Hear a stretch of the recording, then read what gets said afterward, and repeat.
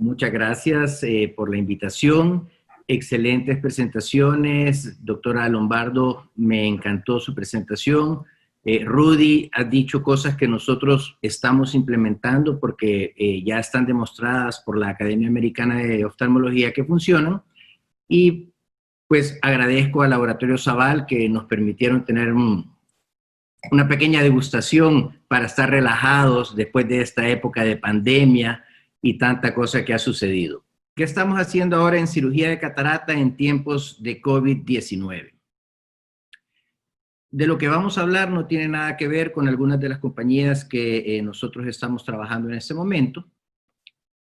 Y sí es muy importante mencionar que hubo un oftalmólogo involucrado en lo que ha sido el COVID-19 desde sus inicios, cuando en diciembre del 2019 el doctor Li Wenliang fue el primero en observar una relación de conjuntivitis con una neumonía atópica. Eso es importante porque los oftalmólogos siempre estamos expuestos a pandemias dentro de lo que ha sido la historia de diferentes pandemias. Y pues el doctor Li Wenliang se volvió un héroe por todos los esfuerzos que hizo. Lastimosamente falleció en febrero de este año. Y estas son fotografías ya conocidas de cuando él comenzó a hablar del famoso virus que afectaba conjuntiva y pulmones y cuando estaba intubado por problemas respiratorios.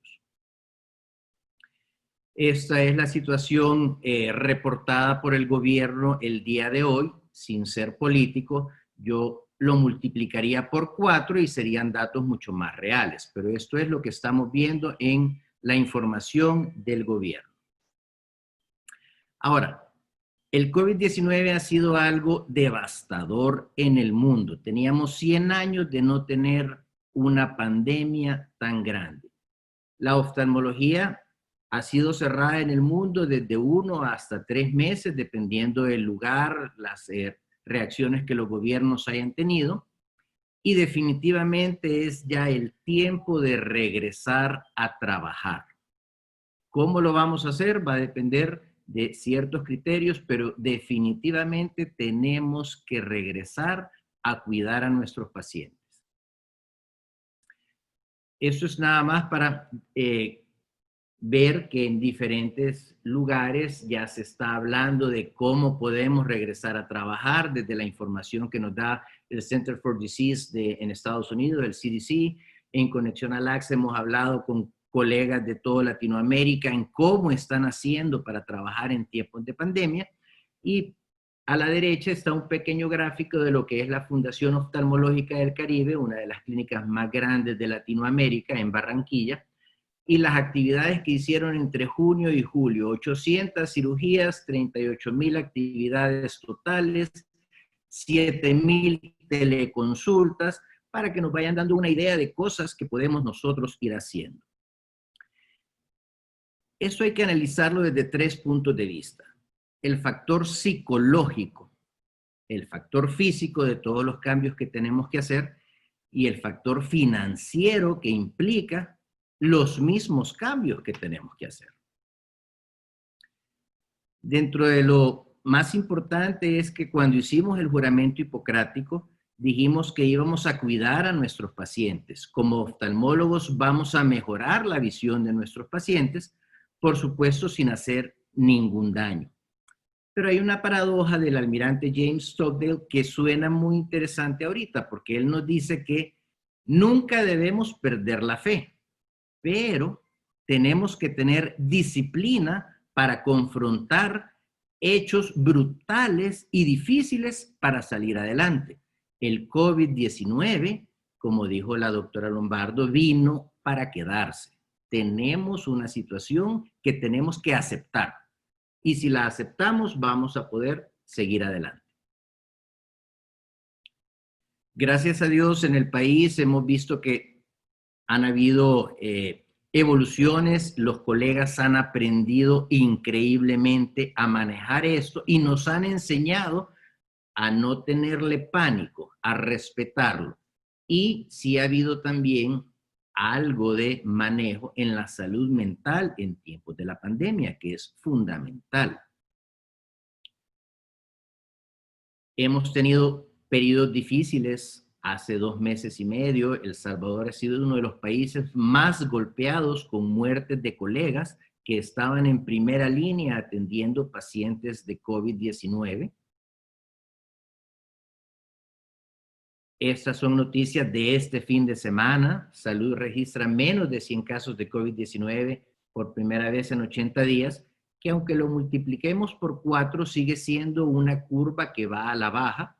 Los mismos colegas en los hospitales nos están hablando de que los griparios, gracias a Dios, cada vez ven menos pacientes, y es muy probable que en los municipios de mucha población, la gran mayoría de los pacientes ya tengan anticuerpos. Y también es importante mencionar que para la región, el Banco Centroamericano de Integración Económica ya tiene dispuesta una buena cantidad de dinero para poder hacer llegar las vacunas, que es una realidad que viene en un corto plazo, para toda la población. Entonces, teniendo eso en cuenta, vemos cómo todos hacemos la forma de llamar a nuestros pacientes. Ahí vemos al doctor Colindres. No te hemos perdido de vista, por favor, regresa a la clínica, estamos cuidándote. ¿Por qué? Porque los pacientes esperan que nosotros les ofrezcamos siempre algo mejor, que la tecnología nos ayude a ellos mantenerlos más seguros. Ahí vienen las famosas asesorías oftalmológicas en línea. Por cuestiones legales en El Salvador no podemos dar una consulta en línea, pero sí podemos dar una asesoría oftalmológica en línea, y eso puede generar honorarios. Y los pacientes quieren ver equipos nuevos de no contacto, porque de esa manera ellos se sienten más seguros de que van a recibir una buena atención y se van a ver menos expuestos a lo que está sucediendo. Este es un video que les hicimos llegar a nuestros pacientes el 6 de junio, hace 3 meses, donde contábamos cuáles son los diferentes protocolos de bioseguridad. Básicamente es hacer una limpieza en la entrada con sustancias que no sean tóxicas para la persona, para la piel. Una vez que entran, la toma de temperatura,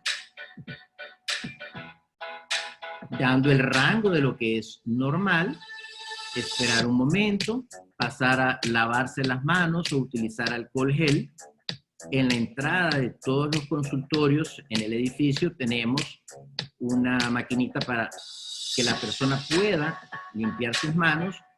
El personal utiliza trajes de bioseguridad desechables. El siguiente paso es tratar del cero contacto, que haya diferencia, que el paciente pueda pagar con tarjeta de crédito, pueda hacer un depósito, pero el dinero en efectivo también se puede recibir, y le podemos poner un poquito de Lysol si quieren. Demostrar a los pacientes que tenemos máquinas con base de ozono purificadoras en todas las salas de espera. Marcar el distanciamiento para que los pacientes sepan que va a haber lugares donde sí pueden estar juntos y otros donde no. Los protectores acrílicos, que está demostrado que ayudan, el mantener la mascarilla quirúrgica durante el examen, que existe una relación humana, el saludo ha diferenciado, pero existe, y demostrarle al paciente que toda la instalación está libre de COVID.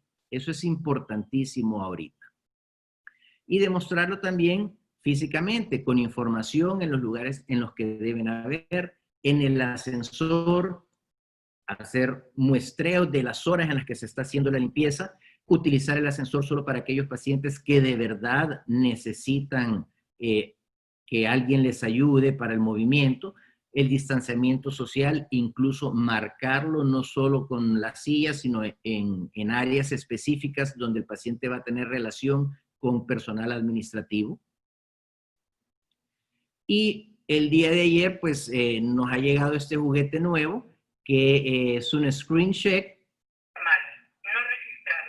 y entonces te va a tomar la temperatura, te va a analizar si anda mascarilla o no, y eso nos va a permitir recuperar un recurso que era la persona que estaba siendo utilizada en la entrada del edificio para hacer todas estas mediciones. Esta es una manera digital de poder tener marcador biométrico, reconocimiento facial, detección de temperatura, control de acceso, y además puede reconocer facialmente a alguien, incluso usando la mascarilla. Algo que es muy importante, y lo mencionó el doctor Rudy Gutiérrez Jr., es las mascarillas. En el área médica tenemos que usar mascarillas que cumplan un nivel mínimo de salud, por no decir máximo. Y por supuesto, en este momento que hubo escasez, que han habido cualquier cantidad de compañías que están trayendo mascarillas que no fueron aprobadas en otros lugares, de repente hay venta de accesorios que no cumplen un nivel médico. Y tenemos que estar muy conscientes en esto y estar muy pendientes al mismo tiempo. Dentro de lo que es el área quirúrgica, la mascarilla quirúrgica, vuelvo a mencionarlo, aprobada para poder ser utilizada en sala de operaciones. Campos quirúrgicos adhesivos, idealmente, y batas quirúrgicas totalmente desechables. Conocemos mucho mejor, gracias a Dios, la patofisiología, la transmisión, el diagnóstico y el tratamiento del COVID-19. A pesar de que no hay una cura, sí se conoce mejor cómo se puede ayudar. Prueba de ello es el plasma, que tiene anticuerpos que ayudan a salir adelante a muchísimos pacientes. Entonces se está conociendo mejor la forma de tratar a los pacientes que presentan COVID-19. Desde mayo de este año se estaba hablando de el aerosol durante la cirugía de FACO. Está demostrado ya que con una incisión de 2.2 milímetros y con viscoelástico en la incisión principal no va a haber aerosol. Y si no hay aerosol, vas a estar exento de que salgan partículas que posiblemente pudieran tener el virus, que es a lo que uno le tiene miedo durante la cirugía de facomulsificación. Lo que sí es cierto es que si el paciente ya tiene o presenta síntomas y tose, sí tenemos que cuidarnos. ¿Y cómo lo vamos a hacer? Poniéndole una mascarilla quirúrgica con adhesivo a la mascarilla, un campo quirúrgico adhesivo, y nos vamos a proteger de una forma impresionante nosotros y nuestro personal. Todos nuestros pacientes, cuando se están cambiando, se les da una mascarilla quirúrgica aprobada a nivel médico, le ponemos el esparadrapo para que quede totalmente sellado, se le hace su limpieza, se le coloca el campo quirúrgico con adhesivo y vemos en la diapositiva, en la fotografía de la derecha, el viscoelástico sobre la incisión principal. En nuestro país ha sido difícil lo de las pruebas diagnósticas porque han sido controladas por el gobierno, pero está demostrado que las pruebas de anticuerpos funcionan bien utilizadas. A todo nuestro personal nosotros les ofrecemos las pruebas de anticuerpos, e incluso si algún paciente lo desea, también se le puede realizar. Pero el Ministerio de Salud únicamente tiene aprobado la PCR, y hasta hace 3 semanas un laboratorio privado las está haciendo en El Salvador a un costo de $160. No estoy seguro si incluye IVA o más IVA, pero ese es el costo de la prueba de PCR que ya se puede hacer a nivel de un laboratorio privado. ¿Qué hemos hecho nosotros diferente también en nuestro consentimiento informado desde marzo, abril?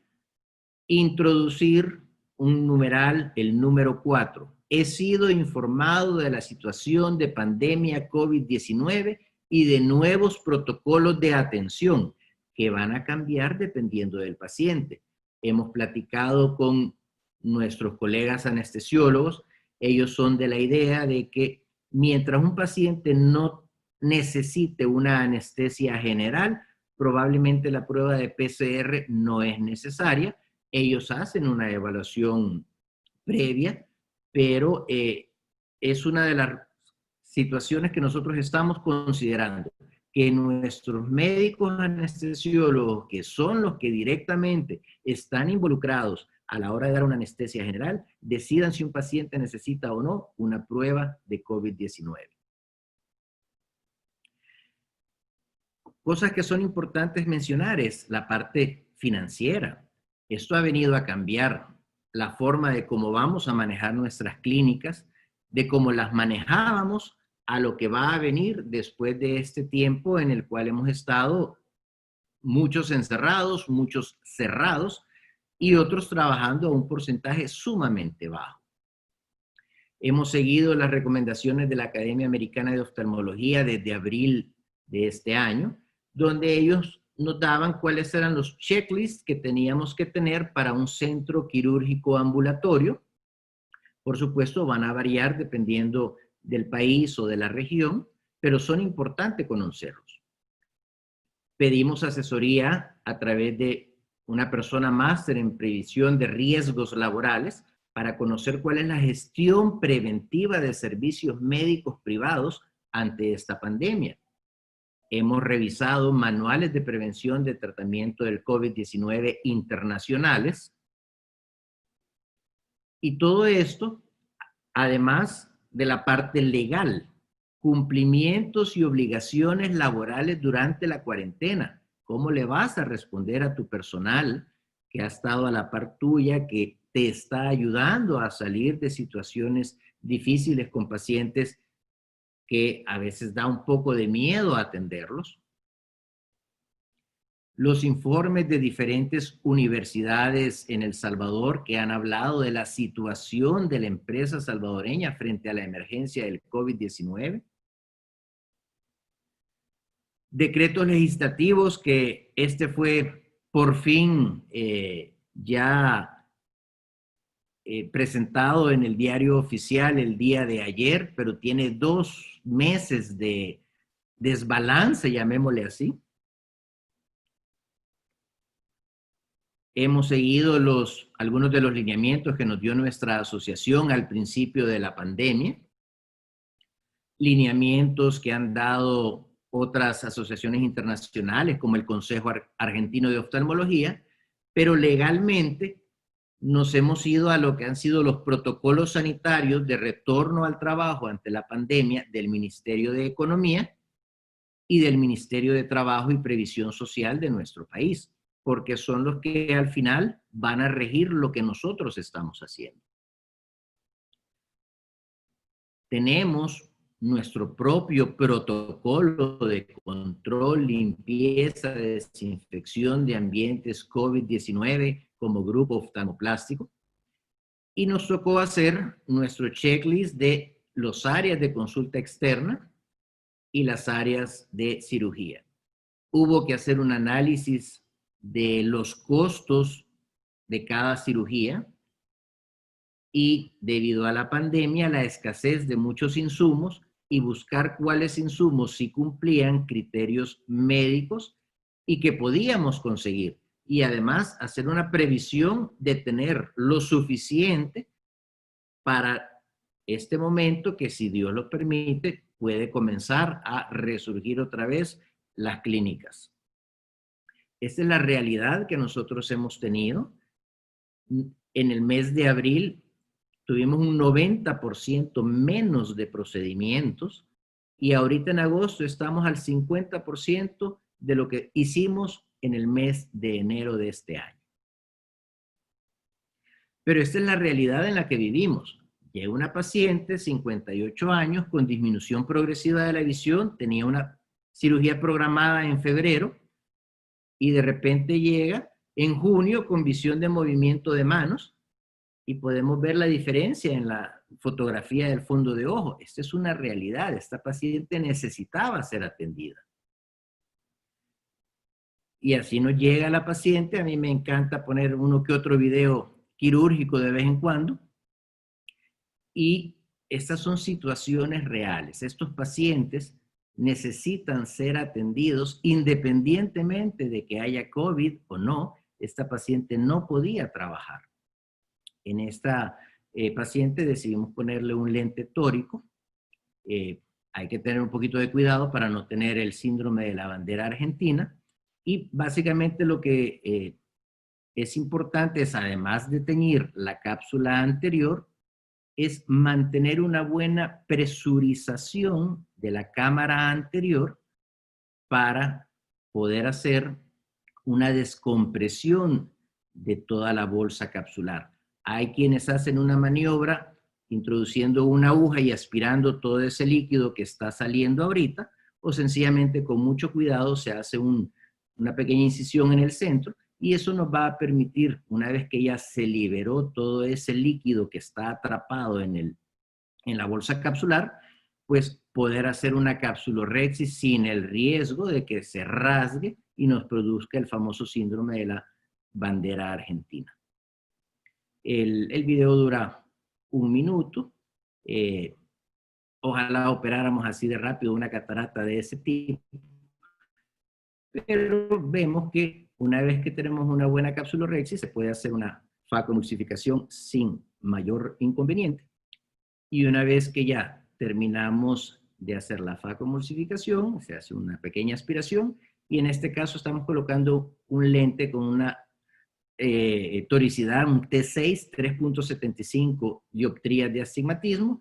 El sistema Varium nos ayuda para que digitalmente podamos anclar y colocar bien el lente.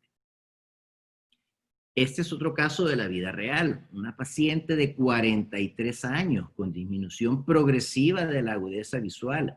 En febrero de este año veía 20/40 y 20/800. Viene la pandemia y todo el trabajo es en computadora desde la casa. Llegué en julio, doctor, no puedo trabajar. Y si no trabajo me van a botar de mi trabajo. ¿Qué hago? Así es como se veían sus fondos de ojos. No se veía nada.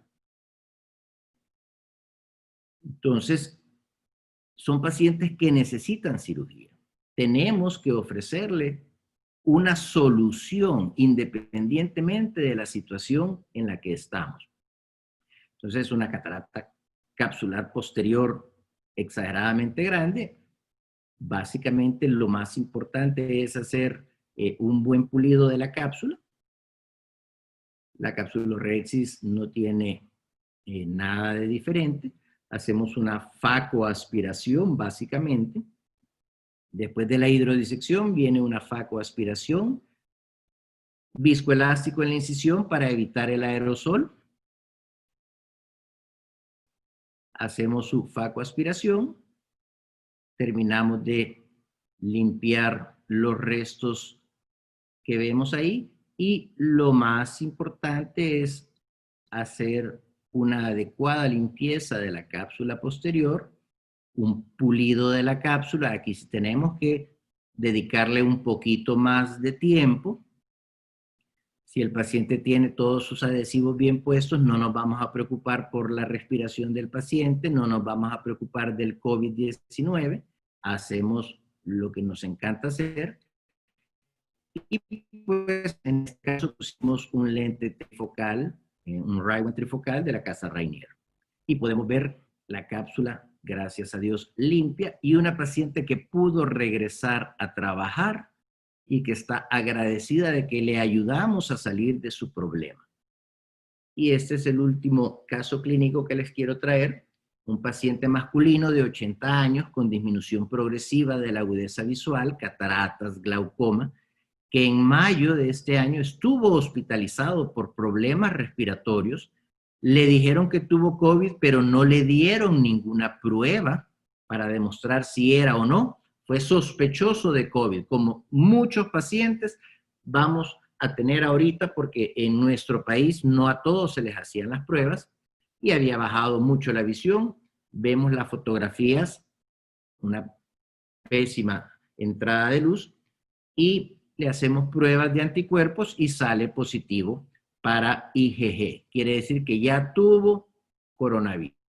¿Lo vamos a dejar de atender? No, no podemos y tenemos que operarlos. Ese es el primer caso que nosotros podemos documentar que hemos operado de un paciente que ya tuvo COVID-19.